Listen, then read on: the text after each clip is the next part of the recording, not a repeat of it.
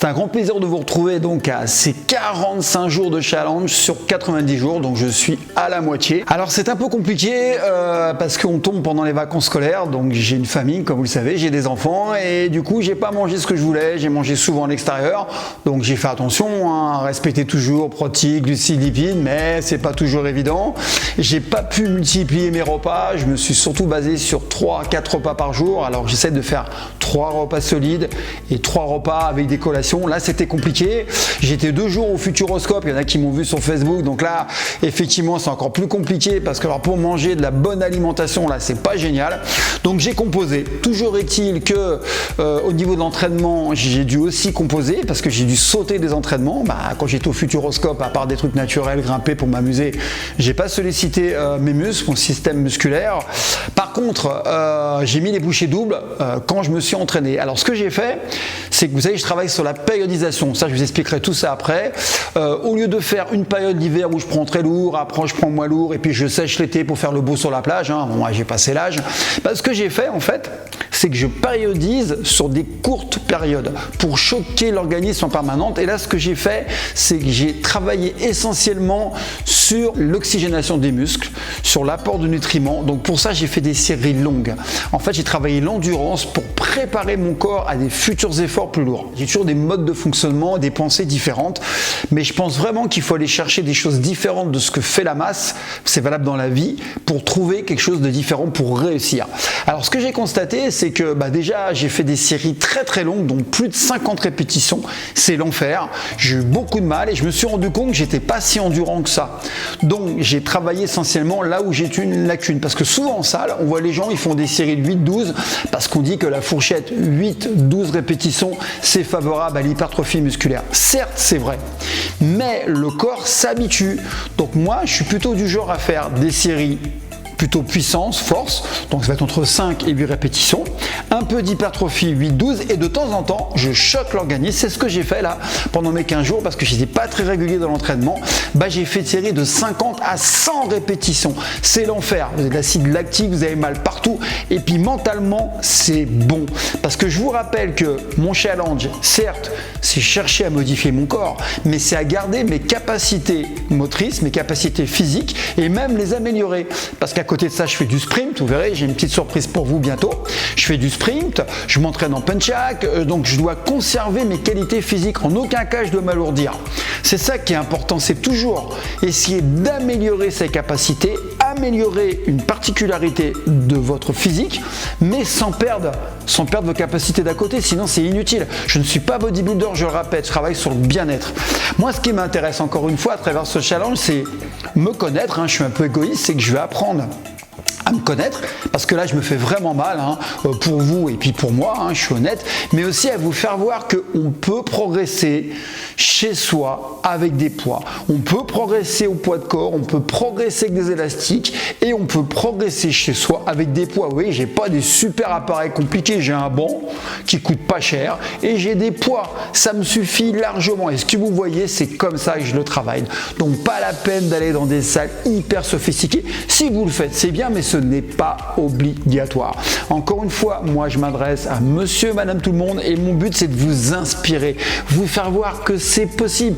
Dernièrement, j'ai entendu quelqu'un que j'apprécie beaucoup et qui dit que pour faire du muscle, il faut automatiquement aller en salle.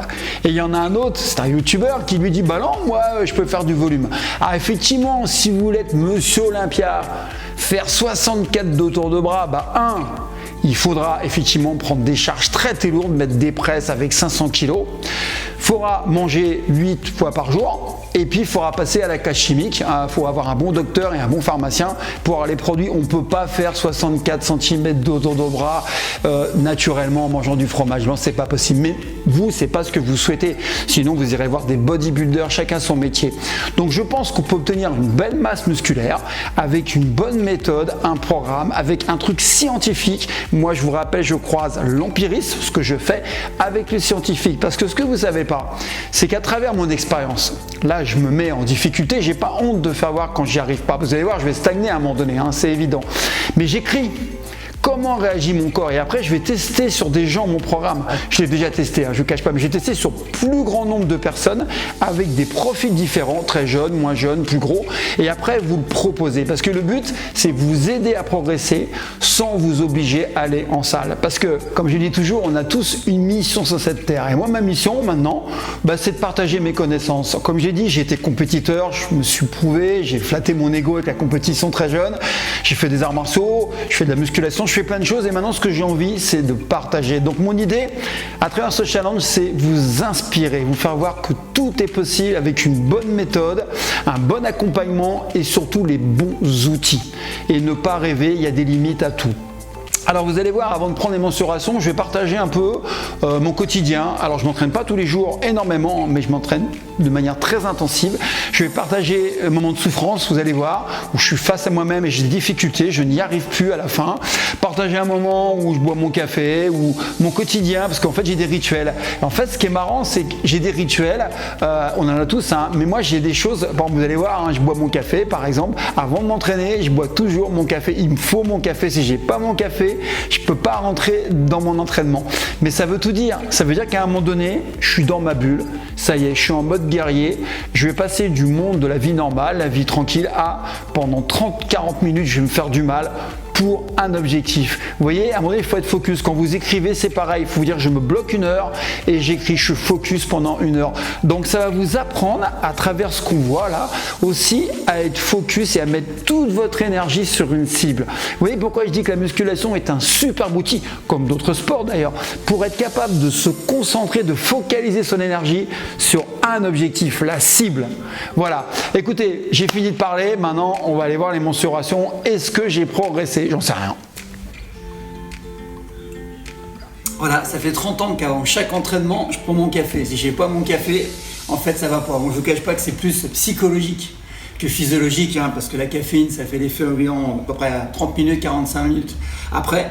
Mais simplement, c'est un rituel. Donc avant chaque entraînement, mon café, après je me concentre, je visualise et après je me défonce dans ma séance. Donc voilà, on a chacun nos petits trucs, hein, et ça fait partie de mon entraînement.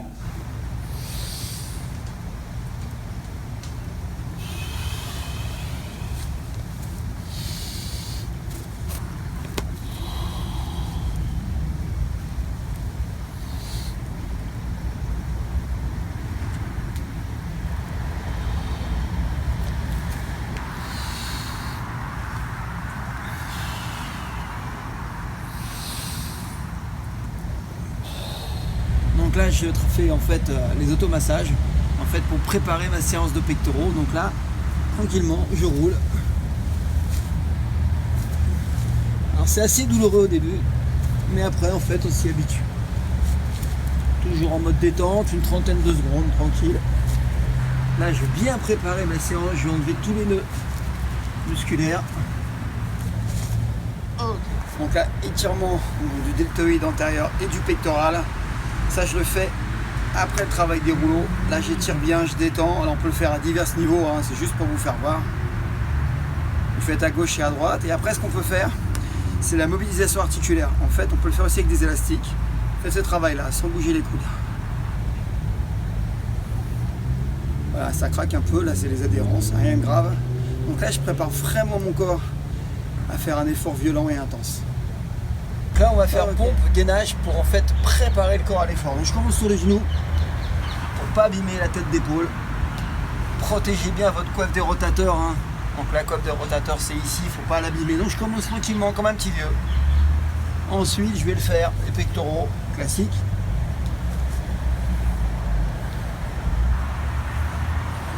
Et après, ce que vous pouvez faire pour ceux qui sont à l'aise, c'est à gauche et à droite. En fait, je bascule mon corps à chaque fois. N'oubliez pas le travail du gainage. Donc tranquille, vous commencez comme ceci, puis après petit à petit vous écartez. Voilà. L'objectif, c'est vraiment de travailler, être concentré, préparer son corps à l'effort. Prenez du temps pour l'échauffement, c'est vous préserver pour l'avenir. Les gens bâclent souvent l'échauffement ou alors ils font trop de cardio, c'est inutile. Il faut juste préparer le corps en généralisé avec la salutation au soleil et ensuite travailler en spécifique, ce qu'on appelle spécifiquement pour le groupe musculaire que vous allez travailler ensuite. Voilà, ne perdez pas votre temps.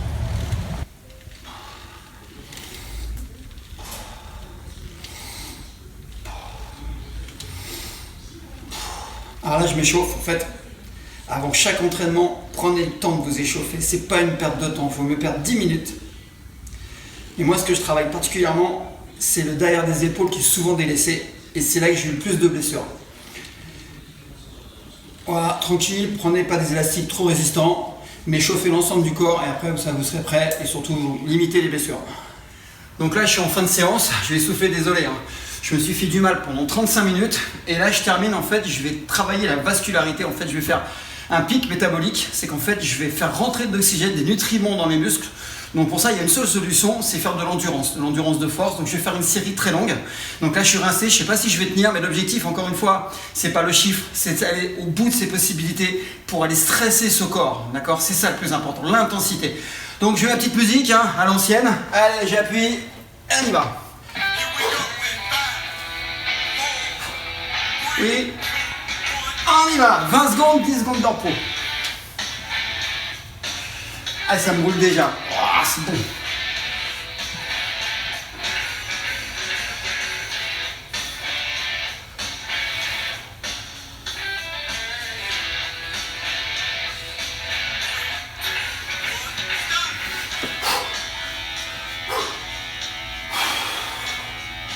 Wouh! C'est court, 10 secondes.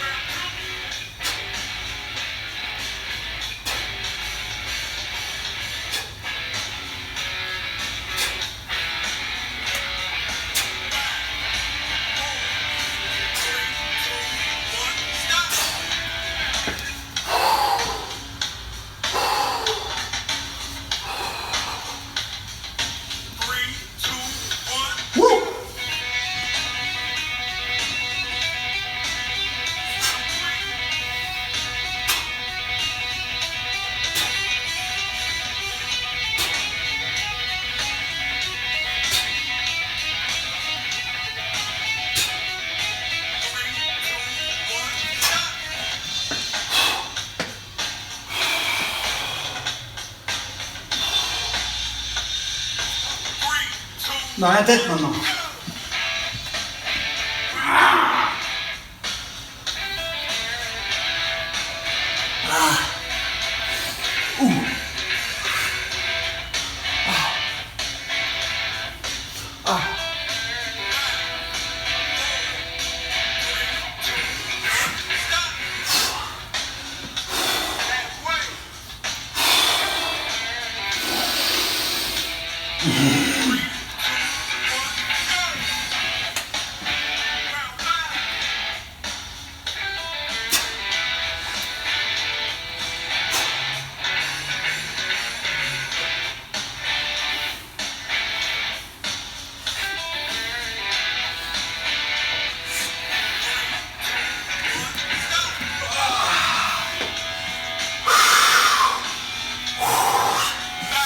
Bon!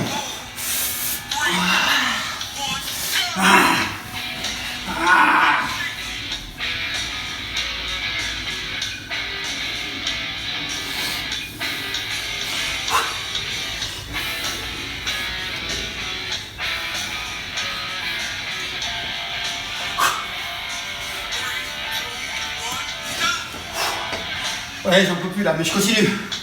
Je lâche pas. Jamais lâché.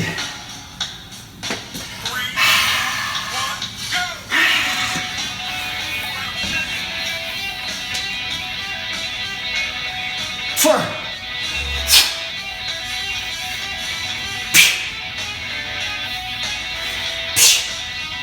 Ah, ça tremble.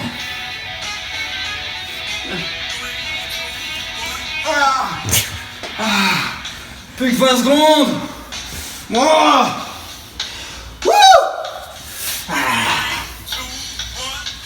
Allez, je vais chercher. Wouh.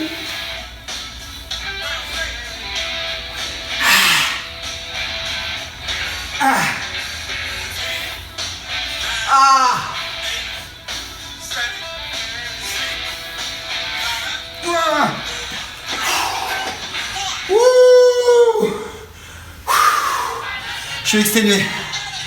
Je peux pas en faire plus. Allez. Waouh!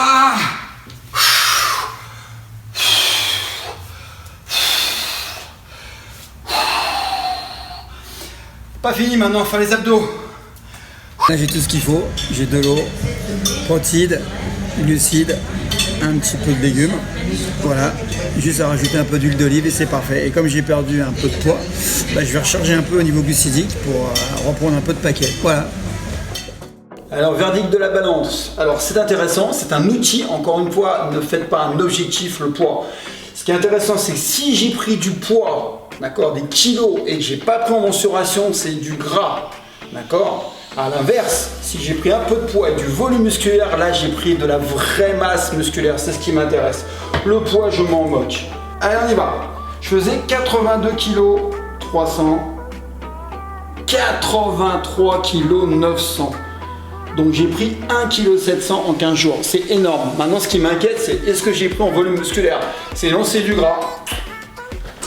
Allez, quand même 1,6 kg en plus, je suis content. Maintenant, il faut voir si c'est pas du gras. Donc là, on va prendre les cuisses, mes points faibles. Hein. Alors, toujours les 20 cm. Voilà. 57 cm 500. Alors le mollet aussi, un de mes gros points faibles, parce que j'ai le mollet qui est long en fait, donc il n'est pas volumineux. Et en même temps, j'ai jamais recherché à avoir des gros mollets. Ah, bien comme il faut. Je suis à 36,7, même 36,5. Alors maintenant, on va mesurer l'abdomen. Alors j'ai fait une légère surcharge glucidique pour prendre de la masse, hein, ce qui s'avère vrai puisqu'on retrouve à travers le poids. Hein. Donc maintenant, on va voir si je n'ai pas pris trop de tours de taille, ce qui n'est pas trop grave en fait, parce qu'il y a plein de techniques pour sécher. Ça, je vous en parlerai. Alors, on y va. Je suis à 87,3, ouais. Donc là, on va mesurer les bras, biceps, triceps. Alors, c'est mon point fort, hein, vous le savez. La fois dernière, donc à 15 jours, j'étais à 42,4. On va regarder où j'en suis. Alors, c'est pas facile à prendre, mais on va y arriver. Donc là, je suis à 43,4. Donc, j'ai pris 1 cm de, si je ne me trompe pas. Donc, c'est mon point fort. Hein. Je vous l'ai dit, j'ai beaucoup travaillé les bras quand j'étais jeune. Là, voilà, on voit. Hein. Ça réagit bien. Hein. Donc j'ai dit 43,4, donc j'ai pris 1 cm de bras. Voilà, donc depuis le début, j'ai pris 3,5 cm. Bon, on va mesurer les avant-bras. Alors l'avant-bras, c'est un peu plus compliqué de prendre au volume. On va voir. Hein. On va voir où j'en suis. Voilà. Oui, je fais ça en direct, je ne prends pas la tête comme ça. Voilà, donc je tends. Hein. Que j'avais fait. Donc là, je suis à 31 cm juste. Donc je tends bien le bras hein, pour pas mettre une contraction inutile et surtout supplémentaire. Donc même condition 31. Donc je sais que j'ai pris, puisque j'étais à 30,3, j'ai pris 7 mm, ce qui est énorme hein, pour un avant-bras. Alors c'est logique parce que j'ai beaucoup travaillé le hammer. D'accord? Donc on sollicite énormément l'avant-bras. Donc maintenant, il ne me reste plus que les épaules et la poitrine. Donc là, je vais me faire aider, hein, parce que j'ai pas cette faculté de pouvoir mesurer tout seul à ce niveau-là. Donc à tout de suite. On commence toujours par le dos. C'est comme ça que font les gros. Voilà. Et là, on est à 112. Toujours prendre au même endroit, en fait. Là, on arrive à 135,4. Ok. Donc ce qui est paradoxal, c'est que j'ai pas pris en tour de poitrine. D'accord. Alors j'ai pris de la poitrine, mais le dos n'a pas réagi. Par contre, j'ai pris en tour d'épaule. Vous voyez, c'est ça qui est marrant dans le corps humain, c'est qu'on ne fait pas ce qu'on veut. Hein. Il n'y a rien vraiment de cartésien. Donc il faut jouer comme un artiste joue avec son corps. Donc maintenant, je sais ce que je vais faire maintenant pour augmenter mon tour de poitrine. Mais ça, je vous dirai ça après. Bon, bah, c'est l'heure du bilan. Alors, c'est marrant. J'ai eu une prise de poids au tout début. Après, j'ai eu une perte de poids. de poids. Hein, et là, j'ai une petite reprise de poids. Par contre, ce qui est rigolo, c'est qu'au début, les 15 premiers jours, j'ai pris 10 cm,5. Les 15 d'après, 7,5. Et là, ça commence à diminuer. Bah ouais, quand on est naturel, il n'y a pas de secret. Hein. C'est que là, j'ai progressé que de 4 cm,6. Bon, au total, depuis le début, je suis à 22,6 cm de muscle. D'accord? Sur la totalité du corps, bien évidemment. Il y en a qui me posent des questions. Bah oui, pas de bras. Hein. Sinon, je serais Monsieur Univers. Hein. Mais ce qui est intéressant, c'est que, vous voyez, la progression, ça commence à être compliqué. Le corps réagit de moins en moins bien. Et il ne faut pas rêver. À un moment donné, je pense qu'au cours du challenge, je vais stagner, voire diminuer, parce que le corps ne pourra plus dire à stop. Donc ça, là, j'ai des stratégies que j'ai mis en place depuis très longtemps pour le faire réagir. Mais quand on est naturel, il y a des limites. Alors, ce que je vois, ce que je ressens, c'est que là, j'ai aucun problème articulaire, musculo-squelettique ou autre. Pourquoi? Parce que je fais des mouvements propres et surtout, je ne prends pas trop lourd. C'est qu'encore une fois, on dit qu'il faut prendre lourd pour prendre de la masse. Oui, effectivement, il faut un certain poids. Si je prends 1 kg et je fais des curls, évidemment que je ne vais pas prendre de volume musculaire. Mais il y a un poids minimum à avoir. Mais ce qui est important, c'est d'intensifier l'entraînement, de créer un stress pour faire réagir le corps. Parce que le corps de nature, il vous protège. Donc quand je le stresse, il va faire des fibres pour le futur effort. Tout est basé sur ça. N'allez pas vous mettre des charges énormes sur la colonne vertébrale en faisant des squats à 200 kg. Effectivement, vous allez prendre du volume et vous allez flinguer votre corps. Ok, moi, je suis un éducateur avant tout. Je suis un éducateur et à travers ce challenge, c'est vous faire voir que sans avoir, j'ai 2 valises avec des petits poids. Vous voyez, j'ai pas grand chose. Je fais des bras avec 14, 18, un peu plus, même 20 kg, mais je me mets pas des 100 kg sur la colonne vertébrale. Moi, une fois, j'ai fait un test. Juste pour finir, réfléchissez. J'ai fait un test à la salle où je coachais quelqu'un. Donc, j'ai été en salle pour coacher quelqu'un qui veut absolument aller en salle parce que ça le motive, patati, patata. Et alors, c'est paradoxal. Il faisait des squats avec 60 kg, ce qui n'est pas énorme. Je lui dis, bah écoute, on va faire un test. Je vais te mettre un gilet lesté de 5 kg. Je l'ai enlevé des poids. En fait, il y avait 10 kg. J'ai enlevé des lacets qu'on peut enlever, c'est des douilles. J'ai mis que 5 kg. J'ai dit, maintenant, tu vas faire un truc. Tu vas faire des squats bulgares. Vous savez, quand on a un pied sur un banc et c'est une sorte de fente. Et le gars, je lui dis, maintenant, tu vas les faire lentement, concentré et tu vas descendre complètement en amplitude complète. D'accord? Et tu vas me faire des séries. Le mec, il a vécu l'enfer. Il m'a dit, waouh, ça me fait mal. Et je lui dis, comment tu te sens? Mais jamais j'ai congestionné comme ça des cuisses. Bah, je lui dis, écoute, ta colonne, elle apprécie beaucoup. En plus, tu étires en même temps. Tu travailles le psoas, tu travailles l'ischio, les fessiers, c'est du polyarticulaire. Et en fait, ce qui est marrant, c'est qu'il m'a dit, mais c'est génial. Mais j'ai dit, tu crois que tu pourrais pas le faire chez toi, ça? Tu vas chez Decathlon, tu achètes un gilet à 10 kg, tu commences à 5 et puis tu montes. En fait, ça veut dire quoi? Ça veut dire en termes clairs que c'est pas en vous mettant des charges énormes que vous allez forcément progresser. Certes, c'est possible, mais c'est pas obligatoire. Par contre, ce qui est certain, c'est que vous allez flinguer vos articulations et à mon avis, à 50, 55 ans, voire un peu plus, comme moi, bah là, ça va être compliqué parce que ce qui est intéressant, c'est d'avoir la même patate qu'à ses 20 ans. Et pourquoi j'ai la patate physiquement et psychologiquement? Parce que mon corps, il va bien. Donc, mentalement, je me sens jeune. Et comme c'est lié, bah, il n'y a pas de souci. Si je vais pas bien mentalement, mon physique ira moins bien. Et l'inverse. Donc, si je commence à me flinguer avec des charges trop lourdes, avoir mal partout, mon mental ira moins bien. J'aurai moins la patate. Donc, ce qui est important, c'est vous emmener le plus loin possible. Mon discours n'est pas de vous préparer à la compétition de bodybuilding. On n'est pas là pour ça. C'est vous faire un corps fort, en bonne santé, esthétique comme vous le souhaitez. Parce qu'on peut sécher, on peut prendre de la masse. Mais surtout, répondre à vos besoins. C'est pour ça que je vais être surtout inspirant et vous expliquer que vous pouvez modifier votre corps et améliorer votre santé en travaillant simplement avec une bonne méthode. Allez, je vous laisse. N'hésitez pas à mettre des commentaires, critiques. Posez-moi des questions. J'essaierai de répondre le plus possible, le mieux possible. Encore une fois, on va continuer à aller jusqu'au bout et vous allez voir que bah là, ça va commencer à se compliquer sérieusement pour moi et c'est là qu'il va falloir que je cherche des outils. Allez, à bientôt. Merci encore de nous suivre. Grâce à vous, vous inspirez des gens. Essayez de partager au maximum. Essayez d'en parler. Et encore une fois, même si vous n'êtes pas d'accord, vous pouvez tester et après vous direz je suis pas d'accord. Mais dites pas je suis pas d'accord avant. Ok, et vous verrez l'influence du mental sur le physique. Dans la vidéo, vous le verrez comment je me fais du mal et vous verrez aussi l'influence du physique sur le mental. Allez, à bientôt, ciao.